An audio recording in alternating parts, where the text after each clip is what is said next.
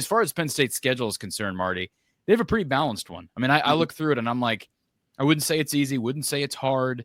I mean, you have a real litmus test early against Oregon. You got the Ohio State game, but the rest is pretty manageable.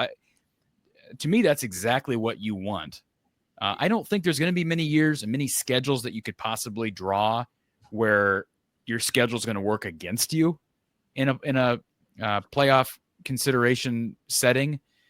But I think they're as balanced as they need to be. I do think it'll be interesting to see what that Oregon-Penn State game has to be the game in September, maybe nationally. I could be wrong on that, Mark. You know the national scale better than I do. Penn State's non-conference schedule is incredibly weak. Yes. And you can tell us why is that, Marty? It seems like that's a theme with a lot of Big Ten schools. They're just starting to schedule on the 3 games. They just choose not to schedule Power 4 opponents anymore. Yeah, I think so. Because, I mean, if you look at Penn State, this is actually the first season in quite a while they haven't had a challenging, or at least on paper, challenging non-con. Because you had WVU the last 2 years. 2 years prior to that, you had home and away with Auburn. Now, part of it is you had a home and away schedule with Virginia Tech. And one of those games, the game in Blacksburg, was supposed to be 2020. Obviously, that did not get played. I could be wrong, but I think this was the year was supposed to be the return trip to Happy Valley, and that's how Villanova wound up on the schedule. Don't quote me on that. I could be wrong, but I do know the Virginia Tech home fell apart. And even before that, they had 4 years with Pitt. So this actually is the first year, COVID year aside, when there was no non-conference games. They haven't had a Power 4 non-conference opponent in quite a while.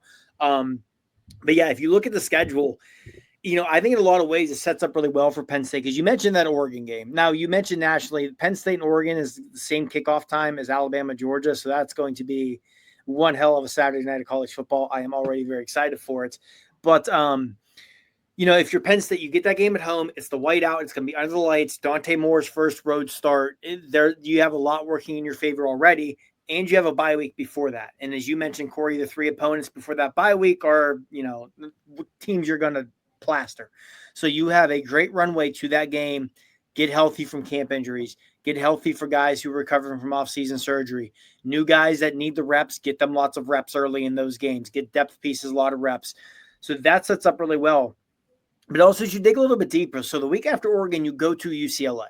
And not that I expect UCLA to give them many problems, but that's a tough turnaround to play in Pasadena on a Saturday. Well, they come back home that next weekend and play Northwestern. No knock on Northwestern, but that's a team you probably can get away with if you kind of sleepwalk through the first half. And then after their trip to Iowa, they have a bye week between going to Kinnick Stadium and going to Columbus. And I think that bye week in there is massive because no matter what happens when they play at Iowa, they're going to come out of that game physically beat up because it's Iowa. That's what they're going to do to you, right? And then you're going to have that week of recovery before Ohio State. You essentially get an extra week to game plan for that trip to Columbus. So I think some of the little quirks on the schedule like that, even like I said, having a bye week before Oregon, having a bye week after Iowa and before Ohio State, playing Northwestern the week after you have to go to the West Coast to play UCLA.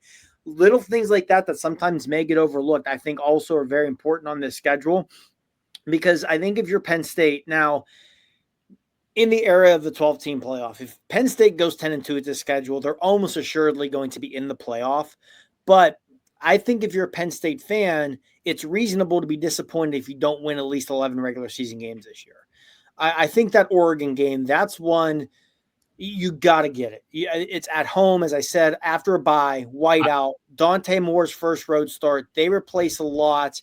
That's one I think if you're James Franklin, you got to have that one because if you don't, and you're sitting there at 3-1, by no means is your season over if you're 3-1 with a loss against a top 10 team, but you're going to start to hear the chirping about Franklin and Penn State and the big games, and it's going to weigh on you until you go to Columbus. It's going to weigh on you when you go to Kinnick a few weeks later, right? So I think that's one they absolutely have to get. I think, honestly, I do agree with you that there are a couple of games on the schedule that are going to mean a lot more because of the non-conference schedule. You don't have an opportunity to cash in on a big win early. Like if they go 10-2 and their 2 losses are Ohio State and Oregon, Mark, a 10-2 Penn State team, potentially, like I'm looking through this, who else is a top 25 team on that schedule? You better hope Indiana doesn't. Indiana? Now, I think one thing that I think will work in their favor there potentially, I don't think talent-wise, Nebraska's a top 25 team. But if Well, you look at Nebraska's schedule, they could come rolling into Beaver Stadium at 8-2 or 9-1. I'm just saying, like, look good on paper. there is also the potential with. I mean, I guess you have this every year, but when you don't have this powerhouse conference schedule plus 3 cupcakes in the non-con, they could have a pretty weak 10-2 record. Yes, and at minimum, it's going to hurt them seeding wise. Yeah, I tend to agree with you. 10-2 is going to get you in. Yeah, in this conference. I think I know they're not on the level. I know Penn State fans don't want to hear this, and some Penn State fans will argue this tooth and nail. They're not on the level of a Georgia, Alabama, and Ohio State. They maybe were 25, 30 years ago. They're not now. But they're still big enough of a brand that if they're 10-2 and their 2 losses are to the 2 best teams on their schedule, they're not getting left out. The playoff is as much a business as it is anything else. I have a hard time seeing them left out at 10-2 under almost any scenario, unless you have a crazy year with teams reeling off 11 wins, 12 wins, something like that.